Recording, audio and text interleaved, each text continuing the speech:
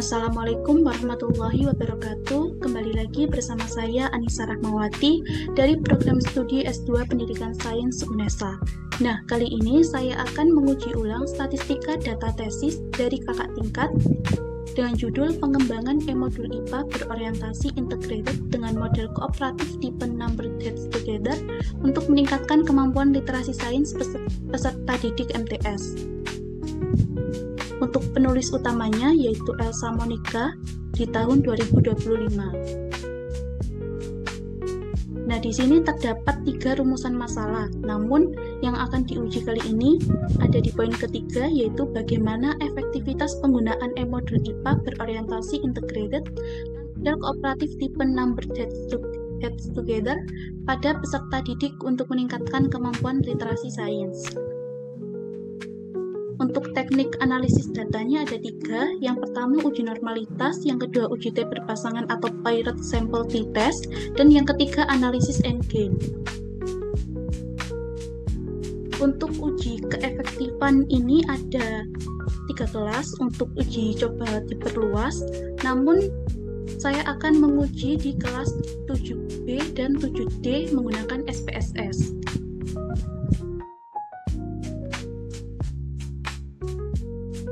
Di sini sudah ada data dari kelas 7B. Untuk tahap awalnya ini kita uji normalitas dulu dengan tujuan mengetahui apakah data tersebut berdistribusi normal atau tidak, sehingga dapat menentukan jenis uji statistik yang tepat untuk analisis selanjutnya. Langsung saja kita buka SPSS.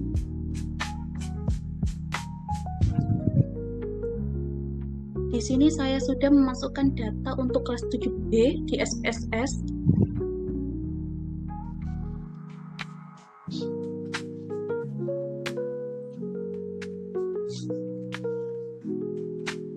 Angka yang pertama yaitu kita klik Analyze, kemudian Descriptive Statistic, kemudian Explore. Untuk pretest dan post-testnya kita masukkan di dependent list.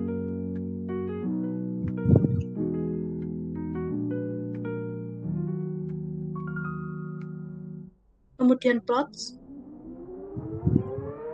Untuk normality-nya kita centang, continue, dan OK.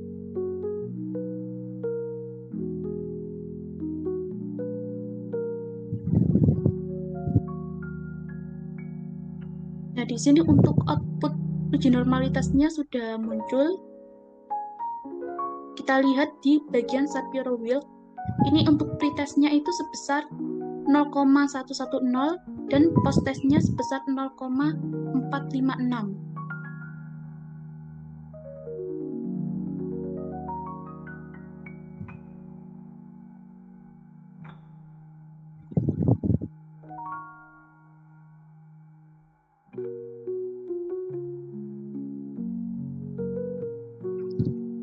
Artinya di mana keduanya lebih besar dari 0,05 sehingga data berdistribusi normal. Oleh karena data berdistribusi normal, maka dilanjutkan dengan uji parametrik yaitu uji T untuk mengetahui ada tidaknya perubahan kemampuan literasi sains siswa. Kita buka SPSS lagi.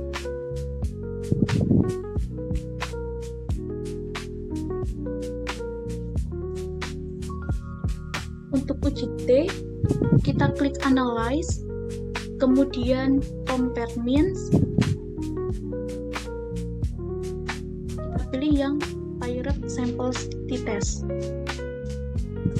Pretestnya kita masukkan di variabel 1 dan posttestnya di variabel 2. Kemudian OK.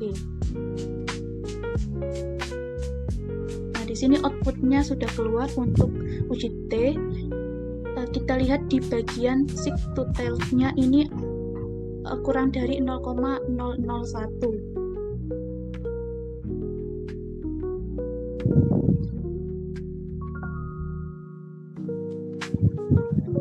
Nah, yang artinya lebih kecil dari 0,05 sehingga H0 ditolak. Artinya hal ini menunjukkan terdapat perbedaan signifikan rata-rata kemampuan literasi sains peserta didik sebelum dan sesudah menggunakan e-modul berorientasi integrated dengan model NHT. Untuk selanjutnya, untuk mengetahui kategori peningkatan kemampuan literasi sainsnya, dilakukan analisis endgain yang bertujuan mendeskripsikan seberapa besar peningkatan kemampuan literasi sains peserta didik. Nah, kita kembali ke SPSS. Kita klik transform, kemudian compute variable. Targetnya kita isi pos kurang pre. Untuk triknya yaitu post test kita masukkan dikurangi pretest.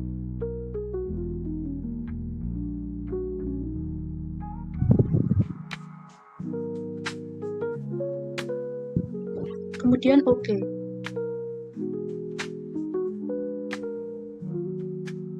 Nah, di sini untuk nilainya sudah keluar, kita lanjutkan lagi transform compute variable. Targetnya kita ganti 100 kurang pre. Artinya 100 dikurangi pretest kita masukkan di numeric expression.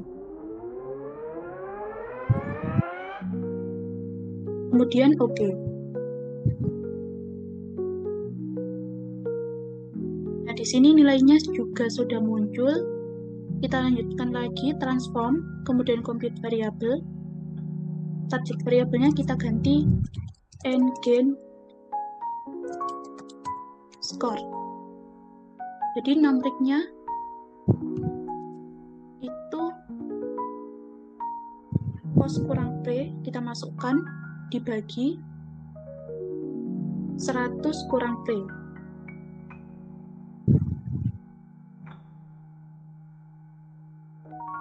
Kemudian oke.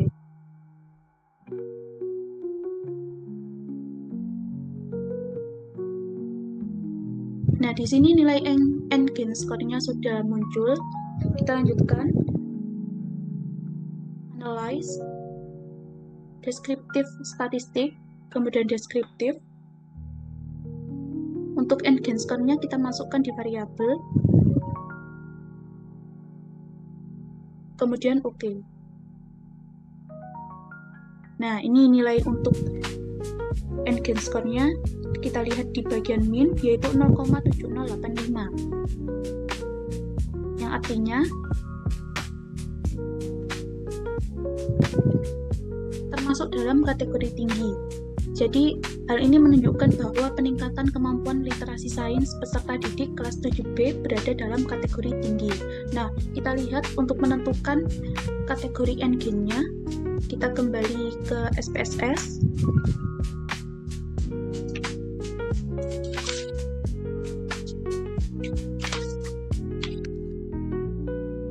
Kita klik transform dan decode into different.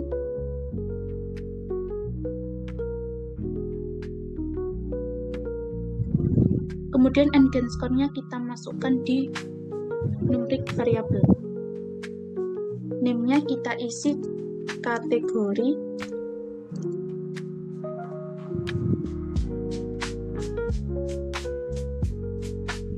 Kemudian change old and new.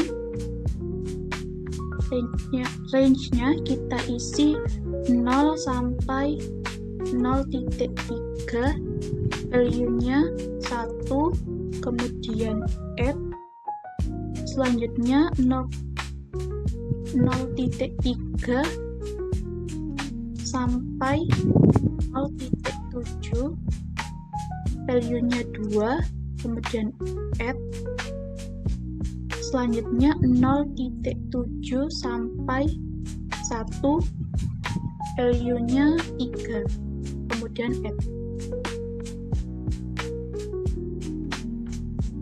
Continue, lalu oke.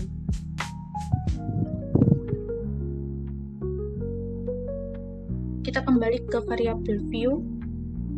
Untuk value-nya kita isi 1 untuk label rendah, kemudian 2 untuk label sedang, dan 3 untuk label tinggi.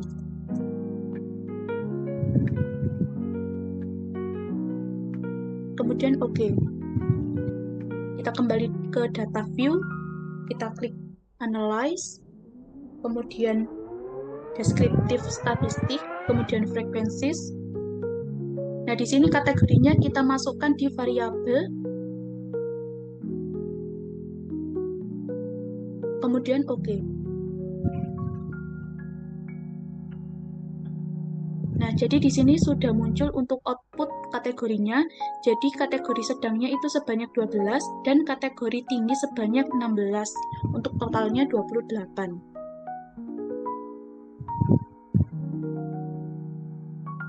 Selanjutnya kita uji coba di kelas 7D. Kita kembali ke SPSS. Di sini saya juga sudah memasukkan data dari kelas 7D sebanyak 27. Untuk langkahnya sama, sebelumnya kita uji normalitas dulu.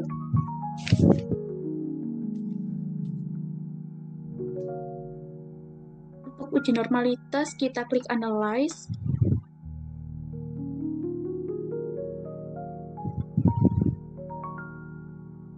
Kita tutup untuk output kelas 7D yang tadi agar tidak gabung dengan output 7D nanti.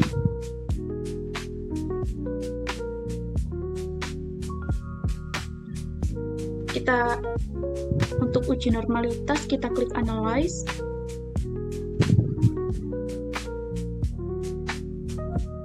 Kemudian descriptive statistik, kemudian explore. Pretest dan posttestnya dimasukkan di dependent list.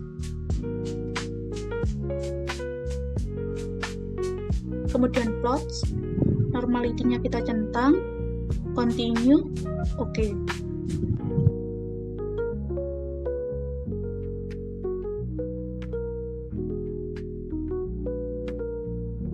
Nah, untuk output uji normalitasnya ini di bagian Shapiro Wheel, pretestnya itu 0,004 dan posttestnya 0,024. Yang artinya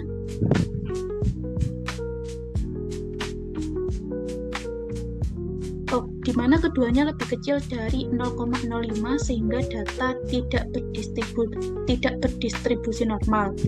Oleh karena itu, kita lanjutkan untuk uji coba. Untuk uji non-parametrik yaitu uji Wilcoxon untuk mengetahui ada tidaknya perubahan kemampuan literasi sains siswa setelah pembelajaran menggunakan e-modul. Nah, untuk uji T-nya kita kembali ke SPSS.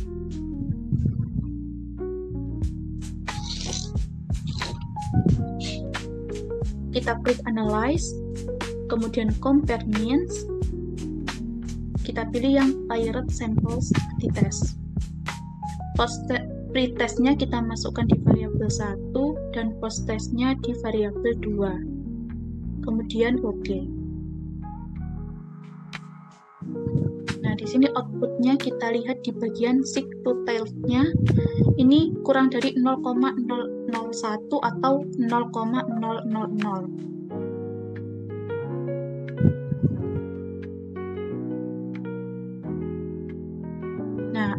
Artinya lebih kecil dari 0,05 sehingga H0 ditolak. Hal ini menunjukkan terdapat perbedaan signifikan rata-rata kemampuan literasi sains peserta didik sebelum dan sesudah menggunakan e-modul. Nah, untuk mengetahui kategori peningkatan kemampuan literasi sains, dilakukan analisis N-Gain yang bertujuan mendeskripsikan seberapa besar peningkatan kemampuan literasi sains peserta didik. Kita kembali ke SPSS. Kita klik transform, kemudian compute variable, Abjadnya sama, kita isi pos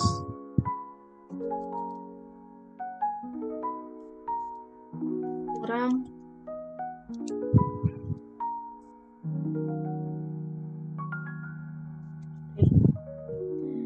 yaitu post test kita masukkan dikurangi pretest. Kemudian OK.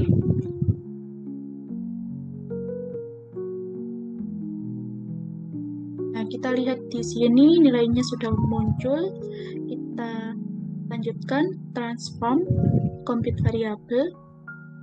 Targetnya kita ganti 100 kurang P. Artinya 100 dikurangi pretest kita masukkan. Oke. Nah, di sini nilainya sudah muncul. Kita lanjutkan lagi transform, kemudian compute variable. Target variabelnya kita ganti n-gain score. Nah, jadi numeric expression-nya itu pos kurang pre kita masukkan dibagi 100 kurang pre. Kemudian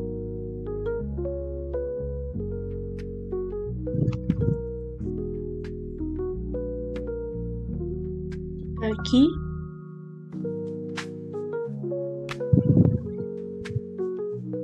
100 kurang P.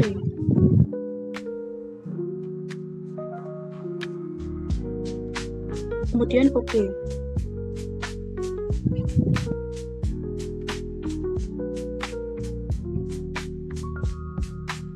Nah, di sini nilai n-gain score-nya sudah muncul. Kita lanjutkan untuk analyze. Kemudian descriptive statistik, kemudian descriptive. Di sini n-gain score-nya kita masukkan di variabel, kemudian OK. Nah, di sini nilai n-gain score-nya kita lihat di min-nya itu 0,5133. Nah, artinya termasuk dalam kategori sedang. Nah, selanjutnya kita akan menentukan kategori n-gain-nya. Kita kembali ke SPSS.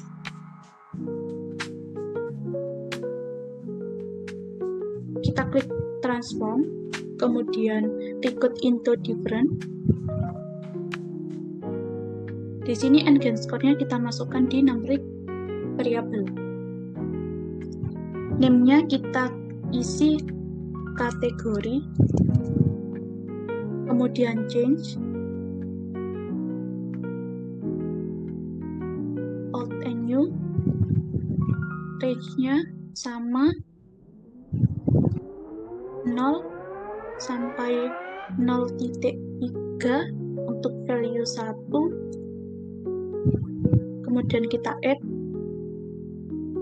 0.3 sampai 0.7 untuk value 2, kemudian kita add selanjutnya 0.7 sampai 1 untuk value 3, kemudian kita add.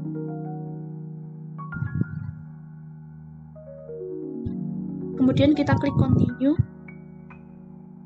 lalu OK.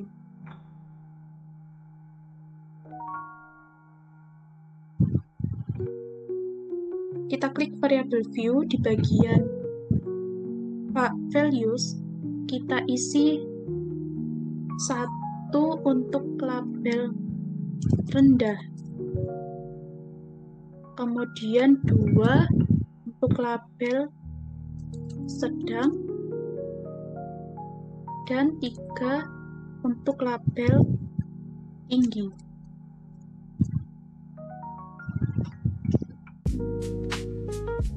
kemudian oke. Kita kembali ke data view, kita klik analyze, descriptive statistik, kemudian frequencies, kategorinya kita masukkan di variabel, kemudian oke.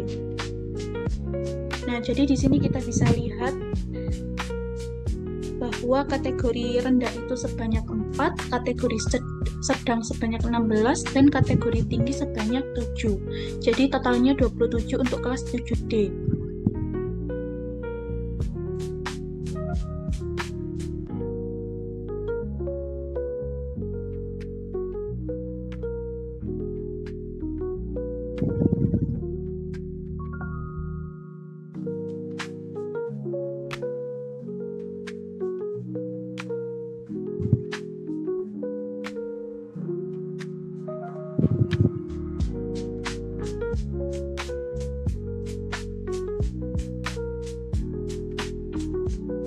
Kemudian untuk uji coba kelas 7i juga sama seperti tadi caranya di SPSS.